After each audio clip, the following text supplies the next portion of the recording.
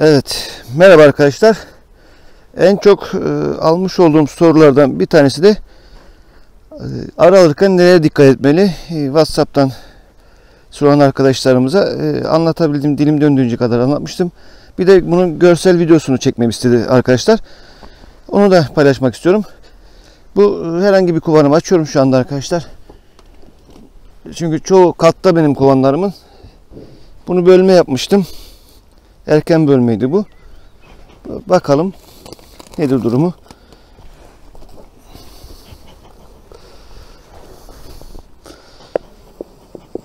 Bu naylonumun ortası delik. Burada ben ana arı kovanlarını koyup burada ana arı üretimi yapıyordum. Yani arılar yukarı çıkıp arılandırıyordum kovanımı. Ondan sonra alıyorum. Bu ondan kalan bir naylonum.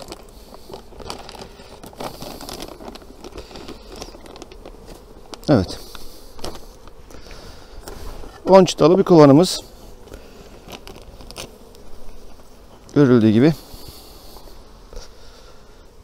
Ben muhakkak bölmelerimde kek veriyorum. Çünkü açlık sitesine girmesini istemiyorum. Ana arıyı daha çok teşvik etmek için. Marka çok önemli değil. Görüldüğü gibi.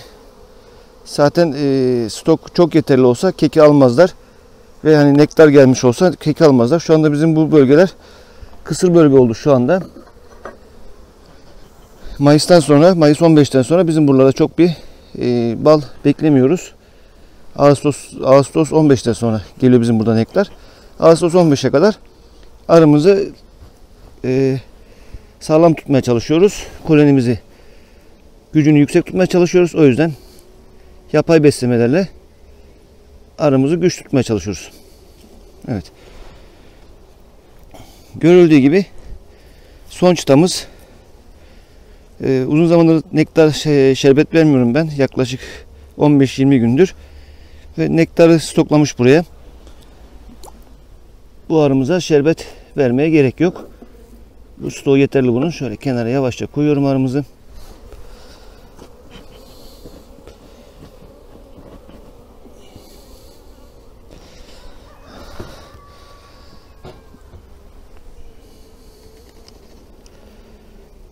Evet, burada bu çıtaya tahminimce geçen hafta vermiştim ben buna. Gördüğünüz gibi ana arımız günlük yumurta atmış. Bu da komple sıralı atmış. Bu da ana arımızın genç olduğunu gösteriyor. Çünkü komple şu bölgeden şu bölgeye kadar dolu. Günlük yumurtalar var, yan yatan yumurtalar var. Yani larvaya dönmüş yumurtalar var. Bu demek oluyor ki 4 gün önce bu anamız bu çıtamızın üzerindeymiş. Arka tarafta da var. Yani kameradan belki gözükmeyebilir. Komple günlük dik yumurtalar var. Dediğim gibi arkadaşlar yani ana arımızın alırken genç olmasına dikkat etmemiz gerekiyor. Güvenilir bir arıcı arkadaştan almamız gerekiyor. Bölgemize ekotipine uyumlu arımızla çalışmamız gerekiyor.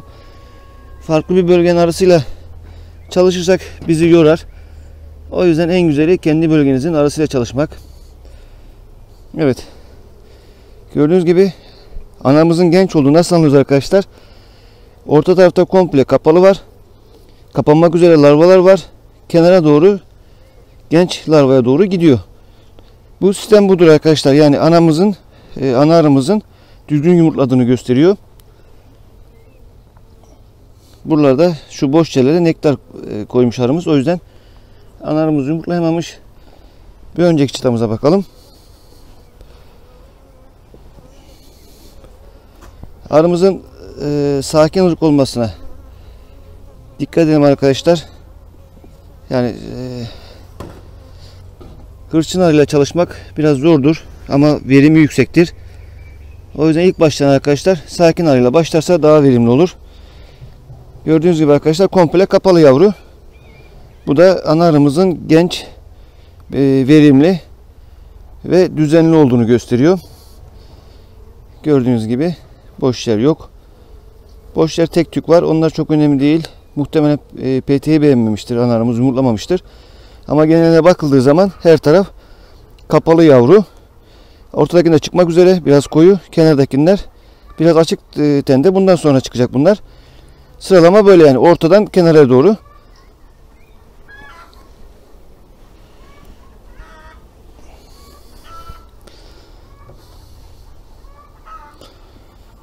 Şuna bakalım.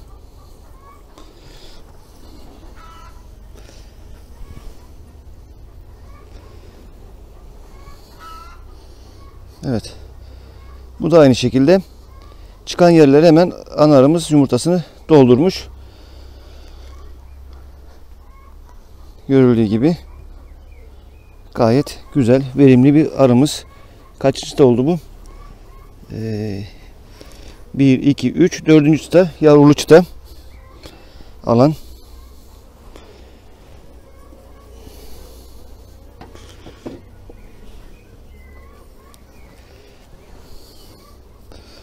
Evet, burada da aynı şekilde çıkanların yerine hemen larvaları doldurmuş anımız. Düzen, tertip aynı şekilde. Yalnız şuna da dikkat ediyoruz arkadaşlar. Üstlerde sırlı peteğimiz yok. Bu arı hemen açlık sitesine girebilir. Açlıkla savaşabilir. O yüzden şerbet beslemesi yapmamız gerekiyor. Hani bazı arkadaşlar şerbet beslemek doğru mudur diyor. Yalnız gördüğünüz gibi 1, 2, 3, 4, 5. çıtaya geldik şu anda. Ve yavrulu, bu yavrular çıktığı zaman yiyecek stok yok. O yüzden muhakkak bunlara azar azar da olsa şerbet beslemesini yapmamız gerekiyor. Yoksa kovanımız söner. Evet arkadaşlar, burada da çıkan yerlere günlükleri doldurmuş. Görüldüğü gibi çıkıyor da çıkanların yerine hemen gelecek, dolduracak. Bunlar çıkmak üzere olan yavrularımız. Gördüğünüz gibi şurada çıkıyor. Burada çıkan var. Gayet güzel. Koloninin sayısı da yeterli. Evet, burada çıkan yerlere hemen günlükleri temizliyor arılarımız, işçi arılarımız günlükleri dolduracak.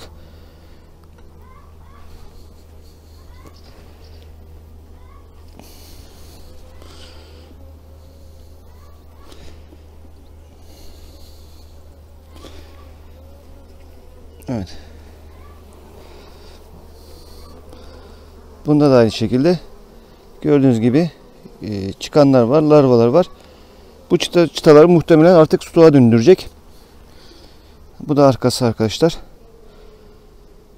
Yani arı alırken neye dikkat etmemiz gerekiyor? Yavrulu çıta sayısı arkadaşlar. Yani ballı çıta sayısı o kadar önemli değil. Önemli olan yavrulu çıta sayısı. Son kapak çıtasına bakalım. Durumunu değerlendirip en son yorumları hep beraber yapalım arkadaşlar. Evet. Burada da bal ve polen stoğumuz var. Polen stoğumuz yeterli gözüküyor. Tek tükte gelmeye devam ediyor. Bunu da koyuyorum.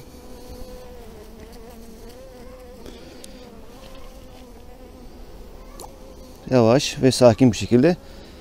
Evet, ilk çıta olarak saydığımız şerbetliğimiz gördüğünüz gibi stoğu bitmiş. Bunlara acilen şerbet beslemesi yapmamız gerekiyor. Yoksa bu arımız eğer bu şekilde bırakırsak kendi kendine yetemeyecektir. O yüzden açlık sitesine girip açlıktan ya kovan terk olacaktır ya da yaşlı arılar intihar edecektir. Çünkü neslinin devam etmesi için ve koloni sayımız düşecektir. Bu da çevreden gelen ve dışarıdan gelen hastalıklara karşı bizi zayıf duruma düşürür. Yavru çirkli başta olmak üzere ve mum güvesi başta olmak üzere birçok zararlılarla mücadele etmek zorunda kalırız. O yüzden arımız sık olması lazım. Dediğim gibi arkadaşlar, sakin arı ırkıyla çalışmak her zaman faydalıdır. Bildiğiniz arıcı arkadaştan arılar almak faydalıdır. Güvenilir bir arkadaştan. Genç analı olması muhakkak çok önemli. Ve açtığınız zaman yavru çıtasını sayın. Mesela bu 1, 2, 3, 4, 5, 6, 7 çıtalı bir arımız, normalde 10 çıta ama 7 çıtasında arı basıyor şu anda. Yavru olduğundan dolayı. 7 çıtalı bir arımız bu. Dediğim gibi sakin ırk, güvenilir arıcı, genç ana. Genç ananın da durumunu gördünüz. Düzgün yumurtlama mevcut. O yüzden bu kovan alınabilir arkadaşlar. Kovan alırken bunlara dikkat edin. sakin ırk olmasına dikkat edin. Evet arkadaşlar.